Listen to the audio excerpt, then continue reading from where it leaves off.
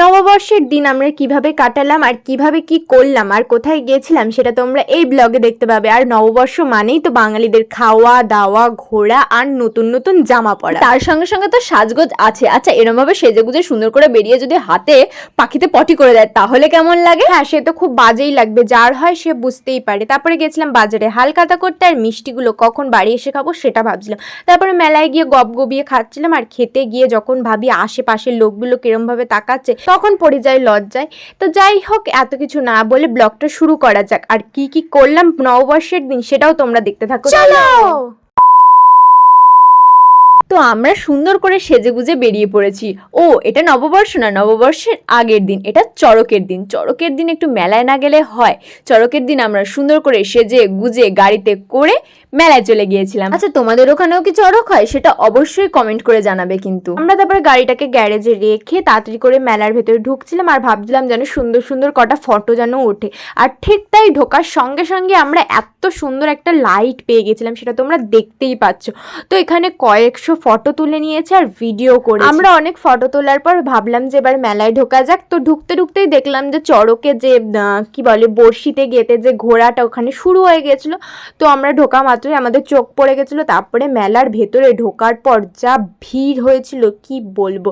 আর তোমরা দেখতেই পাচ্ছ কি সুন্দর লাগছে, কিন্তু আমার প্রচন্ড ভয় লাগে এইসব জিনিস। আর কত লোক, আমাদের যেতে যেতে প্রচুর গরম লাগছিল, কিন্তু ওখানে যাওয়ার পর এত সুন্দর ওয়েদারটা হয়ে গেছিল, সুন্দর ফুরফুর করে হাওয়া দিচ্ছিল, কিন্তু অতটা গরম লাগছিল না, ঠান্ডা মানে নর্মাল আর কি লাগছিল। তোমরা দেখতেই পাচ্ছ কত ভিড়। মেলাতে ঢোকা মাত্রই আমরা ভেবে নিয়েছিলাম কি খাবো, কোথায় কি খাবো, কিন্তু একটু গরম গরম লাগছিল বলে প্রথমেই আমরা চলে গেছিলাম যে আইসক্রিমের দোকানে। আর আইসক্রিমের অন্য আইসক্রিম খেলে হবে না, কারণ বাটি খেতে হবে, লিপস্টিকটা নষ্ট হয়ে যাবে না, মেয়েদের তো লিপস্টিকটাই ম্যান্ডেটরি। হ্যাঁ, এ কথাটা একদম ঠিকই বলেছিস। ঠোঁট পালিশটা নষ্ট হয়ে গেলে একবার বুকের ভেতর থেকে মানে হৃদয় থেকে লাগে, বল অঙ্কিতা? হ্যাঁ, একদম তাই তো হবেই। এত মেকআপ করেছি, তার মধ্যে সত্যি কথা বলতে আমাদের ওখানে মেলায় পৌঁছাতে পৌঁছাতে অনেক লেট হয়ে গেছিল।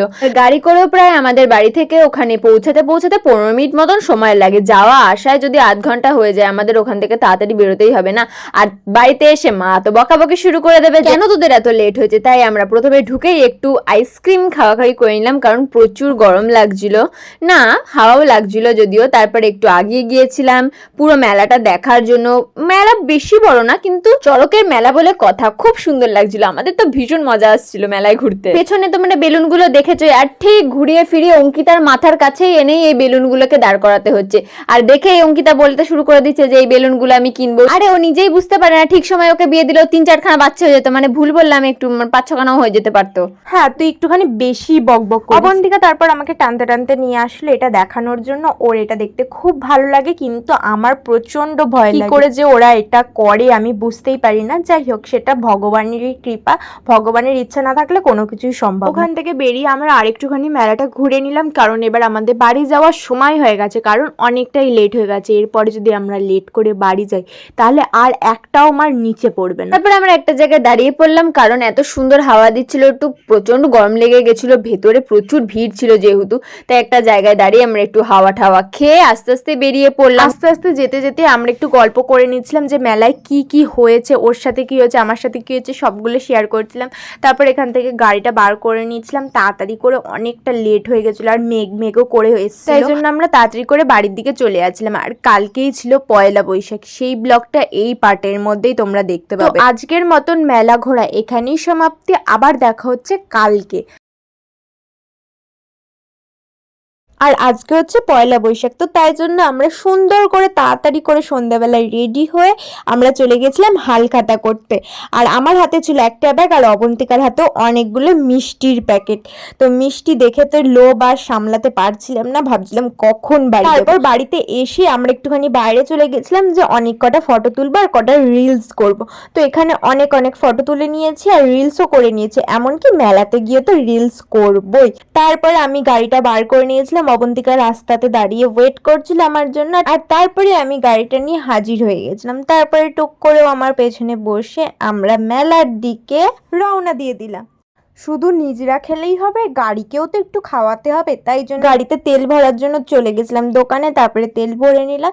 আর তারপরে এমন একটা জুতা পরছিলাম, এত হিল, আর পায়ে পড়ে গেছিল ফোসকা। ও ওরটা দেখাচ্ছে, আমি আমারটা দেখা, মানে কার ফোসকাটা কত বড় হইছে। তারপর একখান ঘটনা ঘটে গেল, আমরা যেতে যেতে আমার হাতে হাইগা দিল পাখিতে। কি আর বলবো, মানে দিনটাই বছরের প্রথম দিন, না একটু ভালো কিছু হবে না, ভগবান একেবারে কোনো জঘন্য। তোমরাই দেখে কও এগুলো কি ঠিক হয়েছে আমার সাথে? এত সুন্দর সেজে গুজে আইছি আর এরকম ভাবে হাতের মধ্যে হাইগা দিল, মানে কি বলবো। আর অবন্তিকার তো খুব মনে মনে ফুরফুর ফুরফুর করে আনন্দ হচ্ছিল আমার হাতে হাইগা দিয়েছে বলে। ওর মনে এত আনন্দ নিয়ে তাড়াতাড়ি করে আমরা মেলায় ঢুকে পড়লাম। আর ঢোকা মাত্রই তো এই লাইটটা, আগের দিন তো তোমরা দেখছোই কি সুন্দর এত ফটো তুলেছিলাম আগের দিন। আর আজকেও ঢোকার আগে আমরা কয়েকশোটা ফটো আর ভিডিও তুলে নিয়েছি। তো কালকের আউটফিটটা আর আজকের আউটফিটটা কিরকম লাগছিল তো তোমরা এক ঝলকে একটু দেখে নাও।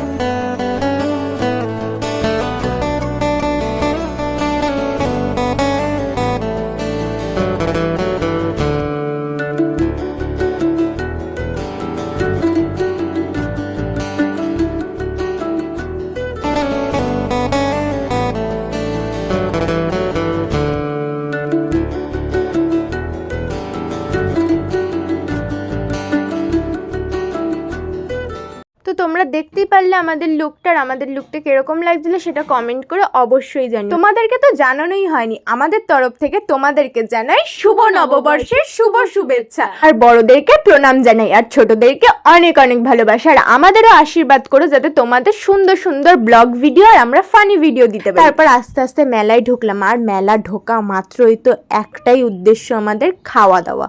তো প্রথমেই চলে এসেছি আমরা মোমোর দোকানে। মোমো তো খেতেই হবে মেলায় ঢুকে, কারণ আগের দিন আমাদের এতটাই লেট হয়ে গেছিল যে আমরা খেতে পারিনি, তাই জন্য আজকে তাড়াতাড়ি করে আগে খাওয়ার দিকেই চলে এসেছি। তো প্রথমে আমরা মোমো নিয়ে নিচ্ছিলাম, আর তোমরাই জানো আমরা মোমো খেতে কতটা ভালোবাসি। মোমো আর ফুচকা আমাদের লাগবে, কিন্তু এই মোমোটা অতটাও মজার ছিল না, কারণ একদমই ঠান্ডা। আসলে ওদেরও কোনো দোষ নেই, অনেক কাস্টমার তো, তাই জন্য ওদের তাড়াতাড়ি দিতে হচ্ছিল। যাই হোক, এমনি সমস্ত কিছু সুন্দর ছিল, কিন্তু একটু ঠান্ডা ছিল, আর ঠান্ডা মোমো হলে তো খাওয়া যায় না। কিন্তু স্যুপটা ছিল দারুণ। এটা খেতে খেতে আমরা তো ভেবেও নিয়েছিলাম যে পরের বার আমরা কি খাবো। পরের বার অঙ্কিতা বলেছিল রোল খাবে, কিন্তু আমি বললাম যে রোল খাবি, লিপস্টিকটা নষ্ট হয়ে যাবে। এখানেও সেই লিপস্টিকের প্রসঙ্গই আসছে। চাউমিন নিতে হলো, কিন্তু চাউমিন খেতে গিয়েও তো সেই সেম কেসটাই হলো। আমার হঠাৎ করে মনে পড়লো একটা নেওয়াই ভালো, দুটো নিয়ে আমরা খেতেও পারবো না এমনিতে। আর বিশ্বাস করো চাউমিনটা একদমই ভালো হয়নি। যে কটা জিনিস এখনো পর্যন্ত খেলাম একটাও ভালো না, মোমোটাও ভালো ছিল না, চাউমিনটাও ভালো না। তাছাড়া কি করব, খেতে তো হবেই না, আর নষ্ট করা যাবে না। তো এই চাউমিন খেতে খেতে আমাদের সঙ্গে যা কেলোর কীর্তিটা হলো, অঙ্কিতার খাওয়াটা দেখে বুঝতেই পারছো এত হাসি লাগছে। কোনো রকমে আমরা দুগ্গা দুগ্গা করে খেয়ে ঠেয়ে বেরোতে পারলে ওখান থেকে বাঁচি। এই জন্য আমার গপগপি ওখান থেকে খেয়ে তাড়াতাড়ি করে বেরিয়ে পড়লাম। এবার ভাবলাম যে এবার একটু কিছু ঠান্ডা খাওয়া যায়, তাই জন্য আমরা দুটো বাটি আইসক্রিম নিয়ে নিয়েছিলাম। আর আমাদের কপালটা আজকে এতটাই খারাপ যে আইসক্রিমটাও এত জঘন্য খেতে ছিল। এবার কি করব, টাকা দিয়ে কিনেছি যখন, খেতে তো হবে। আইসক্রিমটা কেনার সময় আমরা বুঝতে পারিনি যে আইসক্রিমটা এতটা বাজে খেতে হবে, আর খুলে দেখছি যে কত সুন্দর আর ঠান্ডা ঠান্ডা, নিশ্চয়ই ভালোই খেতে হবে। তারপরে অবন্তিকা আমাকে আগে খাইয়ে দিল। খেয়ে দে মানে ফেলে দেবো না মুখে রাখবো না গিলে ফেলবো, এটাই বুঝতে পারছিলাম। এতটা জঘন্য খেতে লাগছিল, কি আর বলবো। তা ওটা নাক টিপে তাড়াতাড়ি করে খেয়ে নিলাম। আর আমাদের তো অনেকটা লেটও হয়ে যাচ্ছিল বাড়ি যাওয়ার জন্য। সে তো লেট একটু হচ্ছিল। আর এই আইসক্রিমটা কেমন খেতে ছিল, ঠিক মনে হচ্ছিল যেন ভাতের মাঠটা গেলে যে ফ্যানটা বেরোয়, সেই ফ্যানটার মনে হয় ডিপ ফ্রিজে রেখে দিয়ে আমাদের আইসক্রিমের বাটির মধ্যে সাজিয়ে দিয়েছে, পুরো সেরকম খেতে লাগছিল। কি করব, পয়সা দিয়ে কিনেছি তো খেয়ে নিতেই হবে, মুখ পুজো খেয়ে যাই হোক নিলাম। খেয়ে লাস্টে পুরো ফেনা ফেনা হয়ে গেছিল, তো ফেলে দিয়েছি। এরপর আমাদের বাড়ি যেতে লেট হয়ে যাচ্ছিল, বেরিয়ে গেছিলাম, অঙ্কিতা গাড়ি বের করলো। তারপরে অবন্তিকাকে চাপিয়ে নিয়ে আমরা সোজা পৌঁছে গেলাম বাড়ি পৌঁছানো মাত্রই আমার মুখে একটা সুন্দর গান চলে এলো। তো যাই হোক, আমরা নববর্ষের ব্লগটা এখানেই এন্ড করছি। তোমাদের যদি ব্লগটা ভালো লেগে থাকে তাহলে অবশ্যই কমেন্ট করে জানিও, আর তোমরা নববর্ষের দিন কোথায় কোথায় ঘুরলে আর কি কি ভালো মন্দ খাওয়া দাওয়া করলে সেটাও কমেন্ট করে জানিও। আবারও দেখা হচ্ছে তোমাদের সাথে সুন্দর একটা ব্লগে। ততক্ষণের জন্য তোমরা সুস্থ থেকো, ভালো থেকো, আর সুন্দর করে মজা করো। নতুন বছরটা অবশ্যই ভালো করে কাটিও। আবার দেখা হবে সুন্দর একটা ব্লগে। ততক্ষণের জন্য টাটা, বাই বাই।